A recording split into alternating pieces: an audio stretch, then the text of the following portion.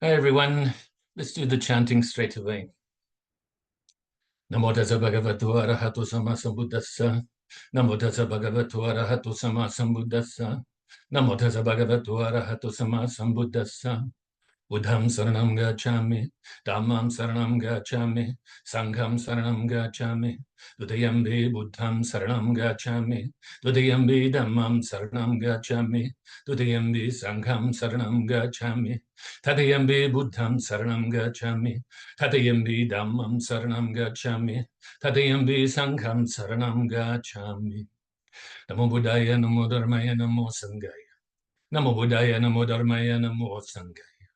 Namo Buddhaya, Namo Dharmaya, Namo Sanghaya. I take refuge until I am enlightened in the Buddha, the Dharma, and the Sangha.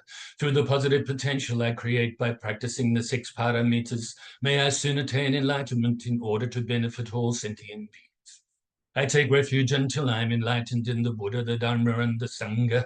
Through the positive potential I create by practicing the 6 paramitas, may I soon attain enlightenment in order to benefit all sentient beings. I take refuge until I am enlightened in the Buddha, the Dharma, and the Sangha. Through the positive potential I create by practicing the 6 paramitas, may I soon attain enlightenment in order to benefit all sentient beings. May all sentient beings have happiness and its causes. May they be free from suffering and its causes. May they never be parted from the happiness beyond suffering. May they abide in equanimity, free of bias, attachment to the near, and aversion from the far. I shall cause this. Great compassionate Buddha, please inspire me to be able to do so. Reverently, I prostrate with my body, speech, and mind, and present clouds of every types of offerings, actual and mentally transformed. I confess all of my negative actions accumulated since beginningless time, and rejoice in all the virtues of all holy and ordinary beings. Please remain until cyclic existence ends, and turn the wheel of Dharma for all sentient beings. I dedicate the virtues of myself and others to the great enlightenment. However innumerable all sentient beings are, about to save them all. However inexhaustible my delusions are, about to extinguish them all. However immeasurable the Dharma teachings are, about to master them all. However endless the Buddha's way is, about to follow it completely. Om Mani Padme Hum. Om Mani Padme Hum. Om Mani Padme Hum. Tayata gate gate para samgate buddhiswa. Tayata gate para samgate buddhiswa. Tayata gate para samgate bodhisoha.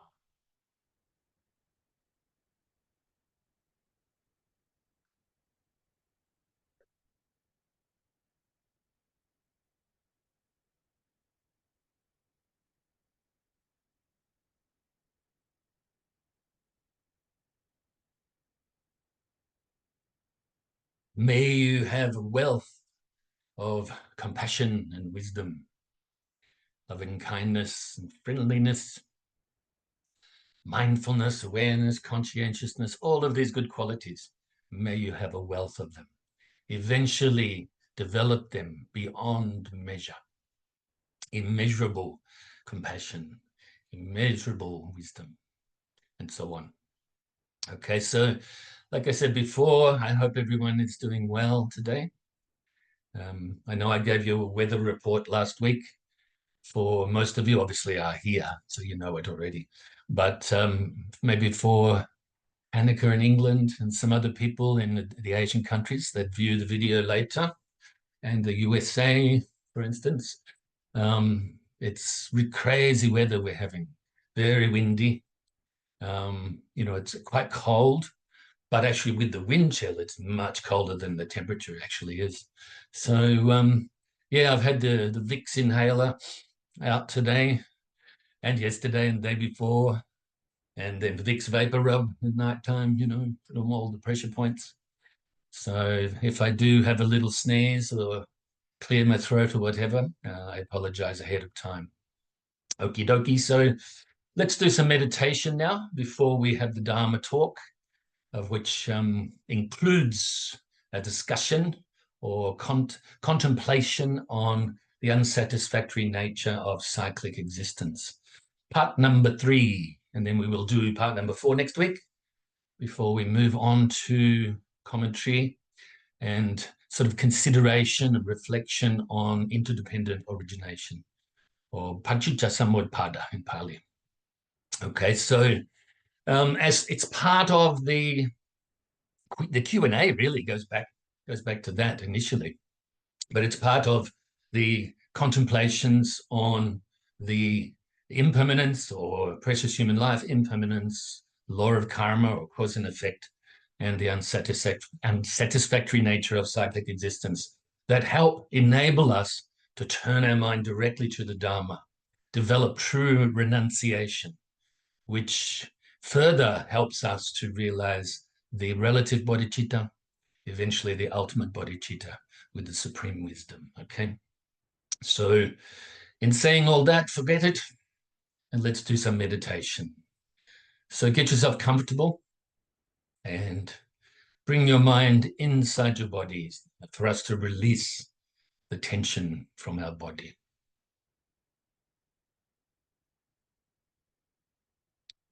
So releasing the tension from the bottom of the body up to the top.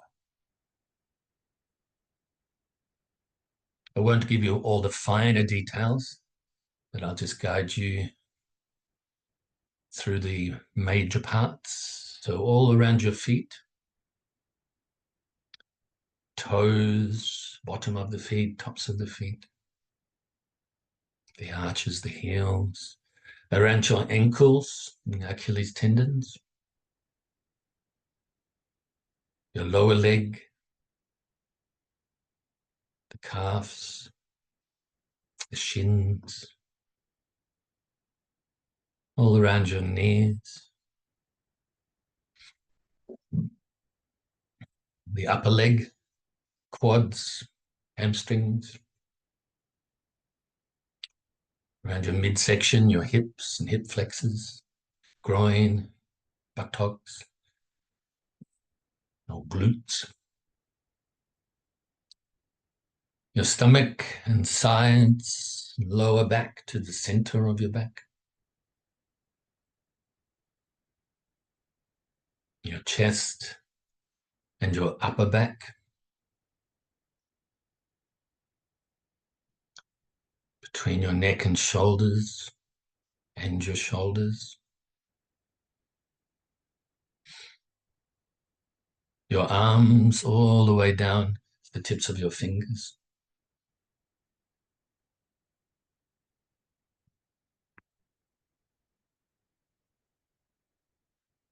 then all around your neck,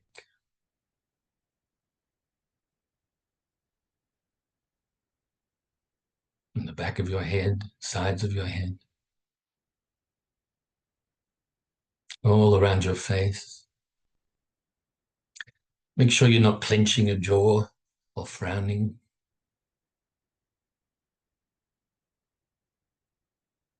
Nice and relaxed face. And finally, the crown of your head. And I'll briefly scan your body again from the bottom to the top, just to see if there's any leftover tension that you can release.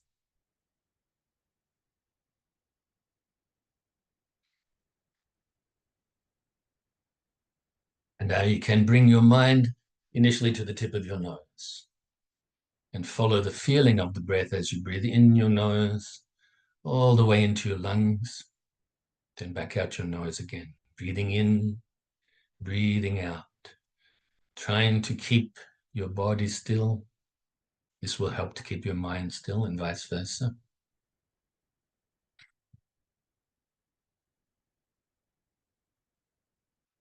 Breathing in, breathing out. You can also add the extra technique of counting the breaths from 1 up to 10. 1 in breath, 1 out breath is 1, and so on.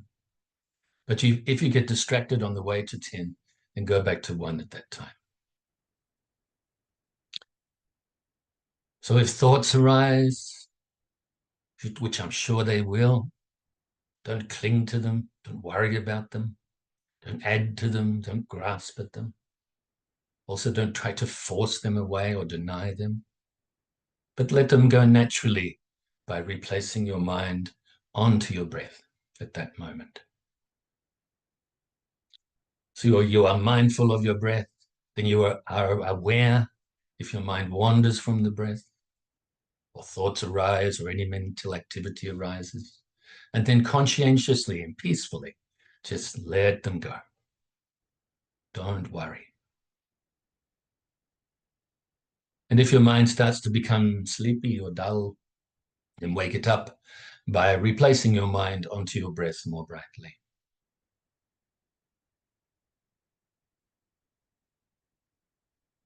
Don't try too hard, don't try too little. Not too much, not too little. Not too tight, not too loose. Walk the middle path. So let's practice like this in silence for a little bit.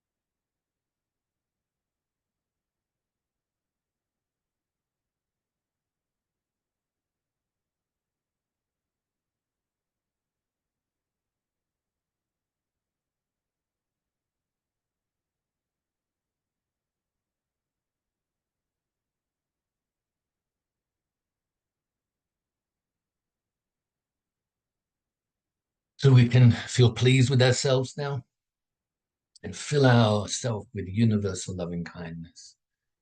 Utilize the visualization technique of filling our whole being with the white light or nectar.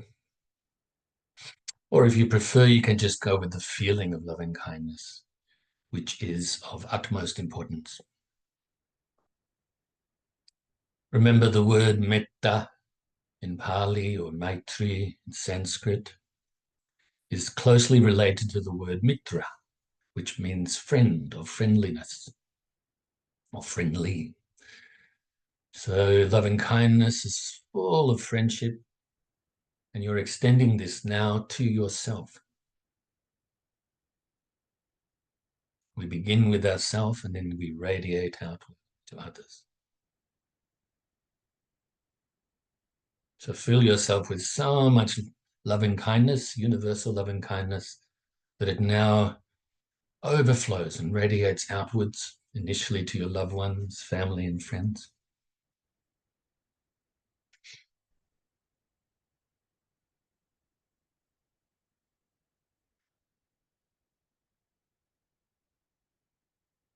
And also to strangers.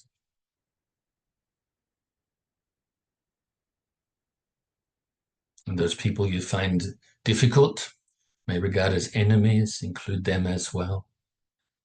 May all of these three types of people from your own perspective realize happiness by engaging in the causes of happiness. May they be free from suffering by not engaging in the causes of suffering. May they be peaceful, free from conflict, inner conflict as well as outer conflict.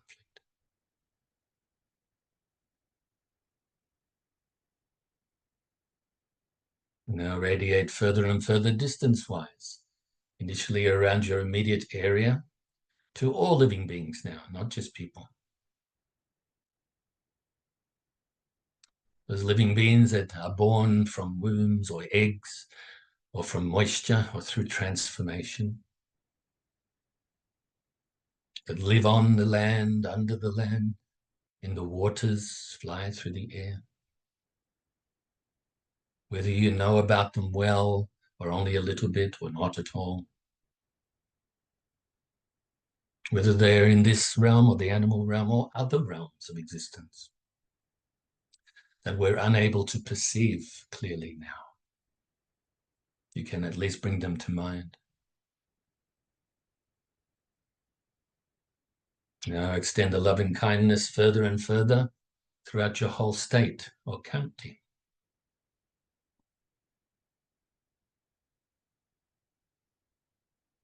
And all of the states or counties throughout your whole country.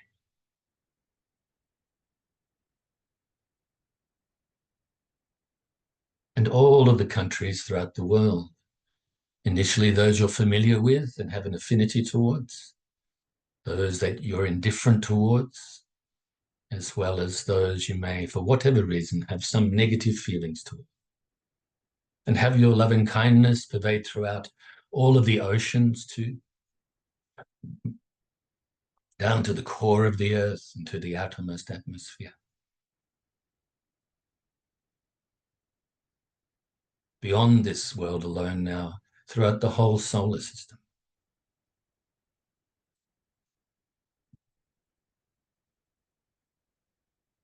And all of the solar systems throughout the galaxy.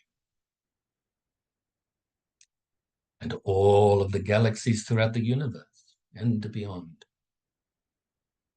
Until your loving kindness pervades throughout infinite space.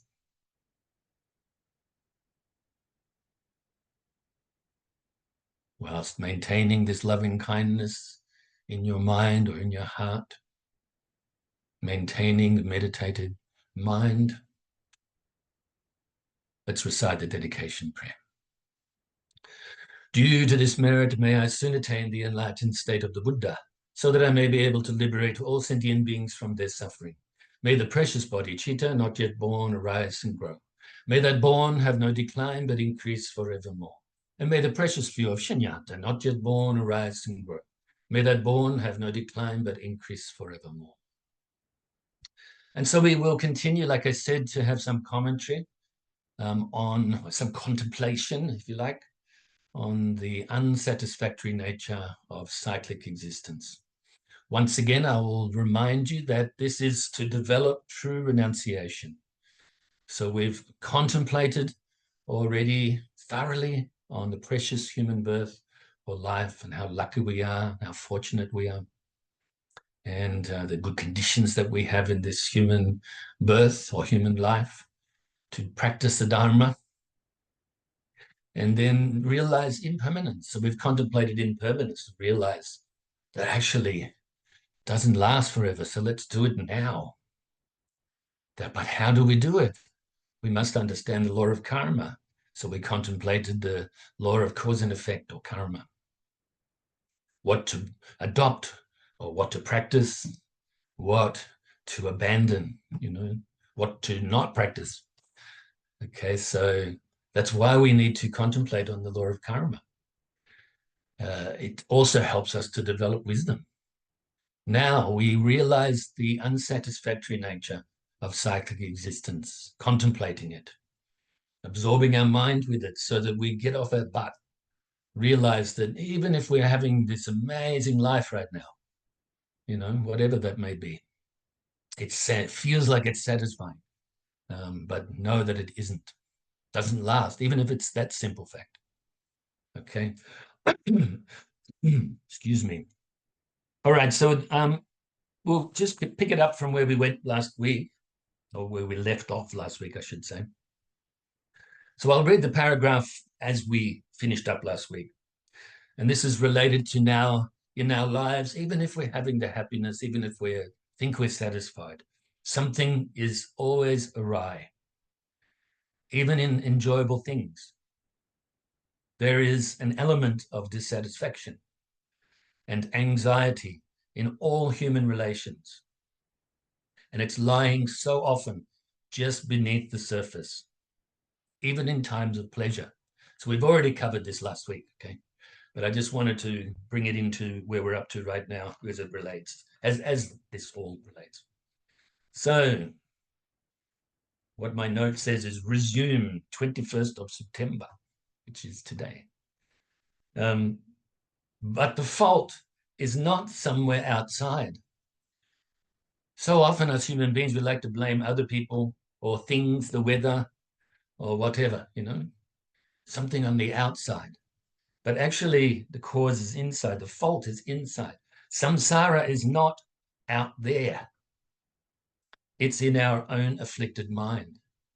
So samsara, so often as mentioned in the previous weeks, samsara is thought of by so many people as a place, as this planet, or some sort of universe maybe, But actually it's mental. If we are deluded, we're in samsara. If we realize the true nature of the mind, we're in nirvana.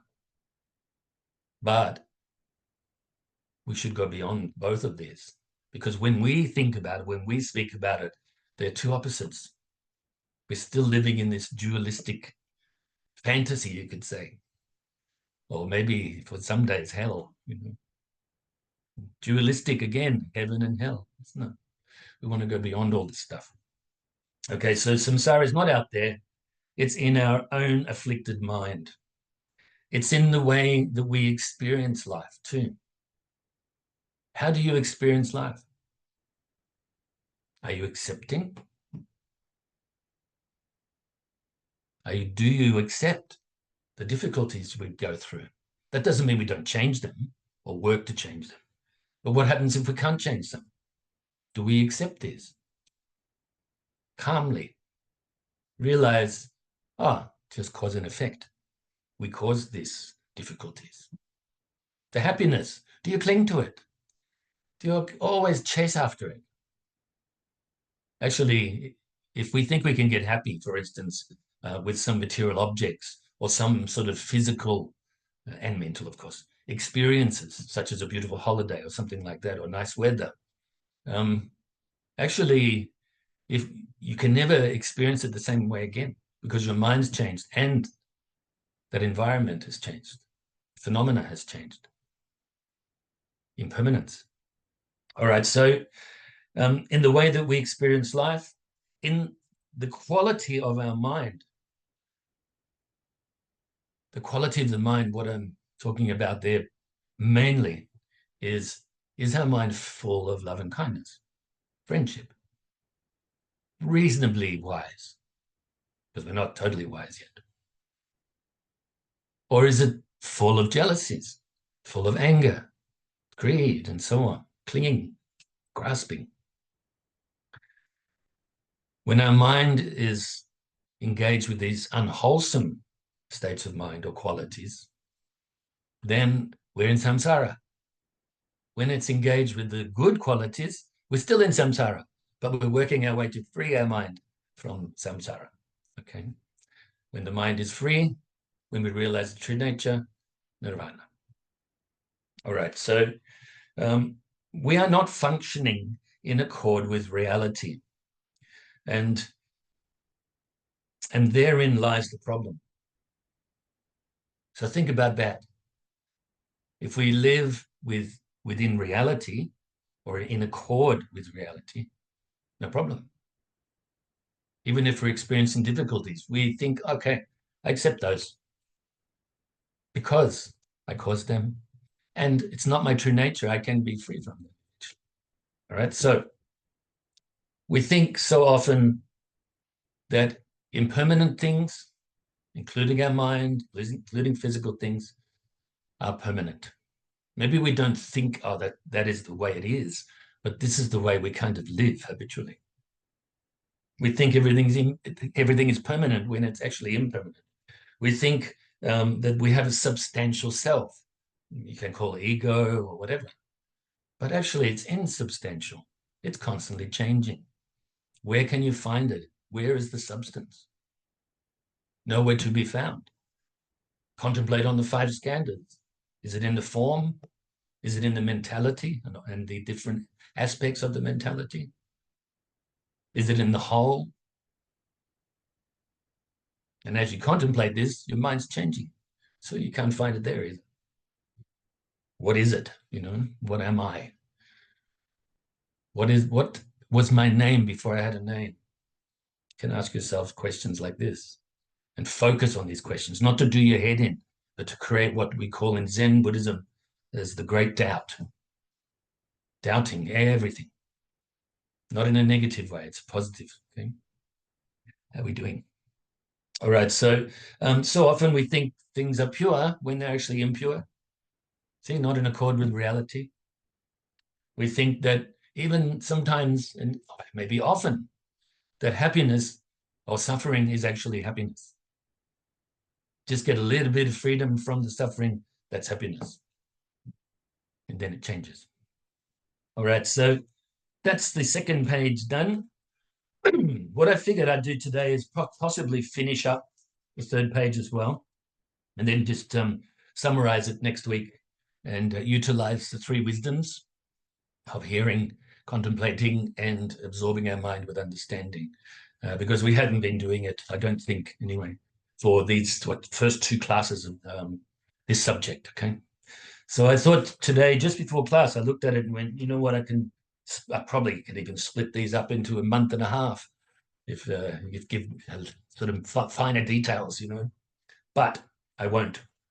So we'll just go through this today, and then next week we'll have a look at the whole thing together, all of the points together, absorb our mind with it. So next week you'll be doing a lot of meditation, okay? Contemplation meditation, and then absorption meditation, okay? Also, we think that life owes us so often. I don't say we're doing that, but I think a lot of people just do that. They sort of feel entitled. Why, it's not fair. I'm not getting what I want. Well, guess what? You didn't cause it, Oh, I'm getting what I don't want. Well, guess what? You caused it, So if we can be accepting in this way, then our suffering diminishes, It lessens. Even if we are experiencing sort of big time sufferings, they become less when we accept them, because we're not fighting against them. We are in accord, even though it's relative reality right now. We're in accord with that. There's 3 types of suffering, you could say, as an overview. And this relates to the 3 marks of existence. So impermanence, the unsatisfactoriness, and the lack of a substantial self. Okay, so the 3 marks of existence. To remind you, these can also be known as the 3 seals, or when nirvana is added to this, the 4 seals. So nirvana is free from the first 3. Okay, so the suffering of impermanence, or the suffering of suffering, dukkha dukkha, dukkha anicca, the suffering of impermanence, and dukkha anatta, the suffering of no self, or also known as the all-pervasive suffering. Okay, all-pervading suffering. You can also sort of mention it as 8 sufferings: birth, old age, sickness, death, sorrow, grief, lamentation, pain, and despair. Okay, so that's how they're mentioned in the interdependent origination, the 12 links there. Okay, but also many more. You know, it all starts from ignorance, and then leads to duality, and then we continually create the suffering within samsara, continue the cycle. I'll give you an example, and it's a very common example. You know, the cup, is it a half full cup? Is it a half empty cup? You know, things like that. This is adding to what I said before. It depends on our attitude. What was the words I actually wrote down? That doesn't matter. Can't find it. But yeah, basically on our attitude and the qualities of mind. I think that's what it was. And so obviously to be more optimistic or positive thinking, then you have a half full cup.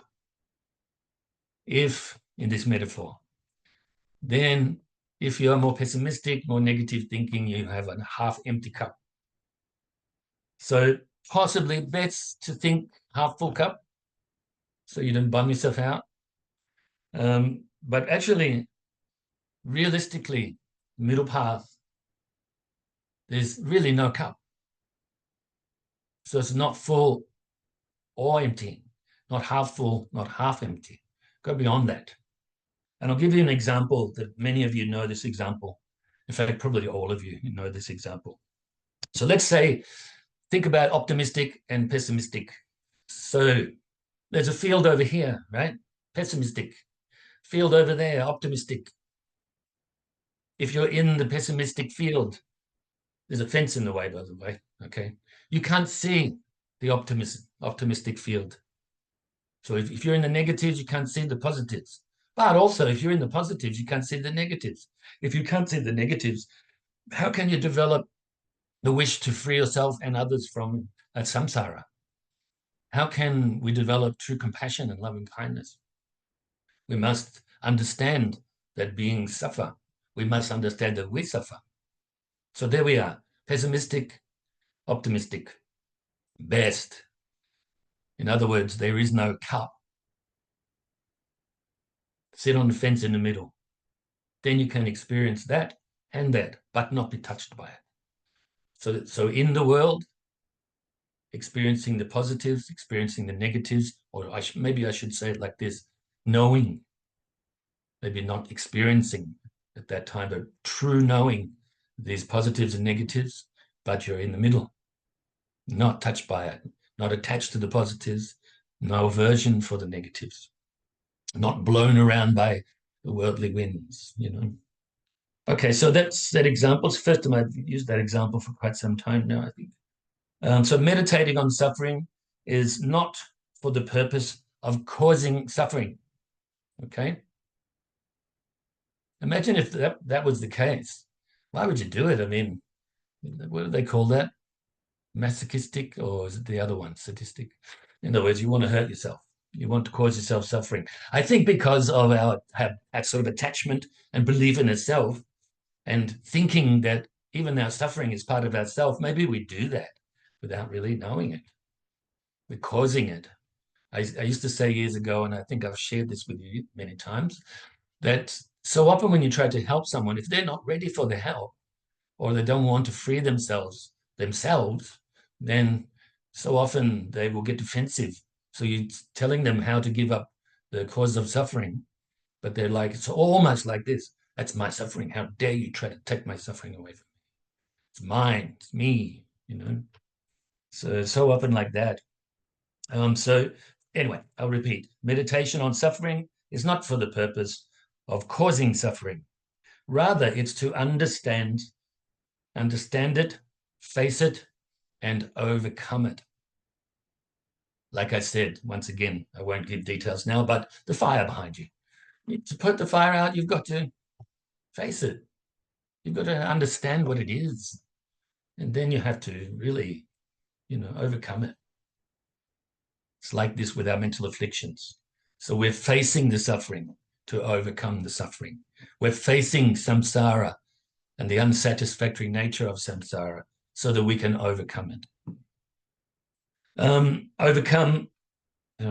Rather, it's to understand it, face it, and overcome it by uprooting its root or roots, the ignorance that give rise to attachment and aversion, 3 poisons, and then, of course, the pride, the doubts, and the wrong views that arise from this, the 6 root delusions or root afflictions, giving rise then to 20 secondary afflictions, and then giving rise to all of them.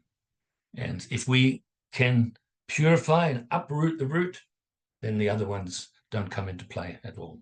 Okay.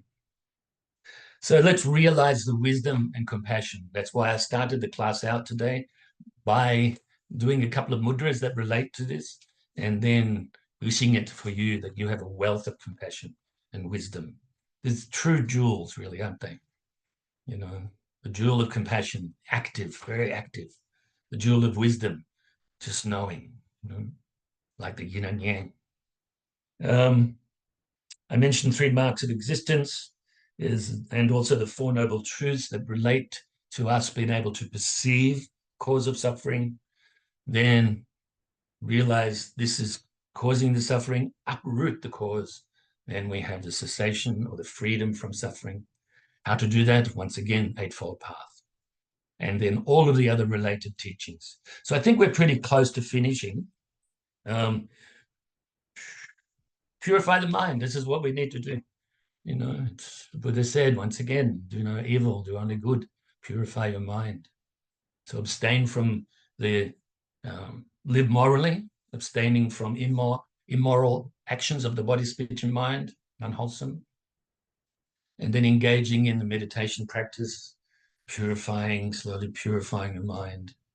And then realize the wisdom or insight. And all along, this is all related to compassion, loving kindness, to joy, and based on equanimity. So I rejoice in your goodness, as always, meritorious goodness. And thanks again for joining me today. I'll see you next week. And what else can I say? Look after your mind. That's utmost importance. And but also your physicality too, because this body is like the temple, really, isn't it? And we go everywhere as a human being with this body. But if it wasn't for the mind, we'd have no experience. So we experience with the mind of consciousness.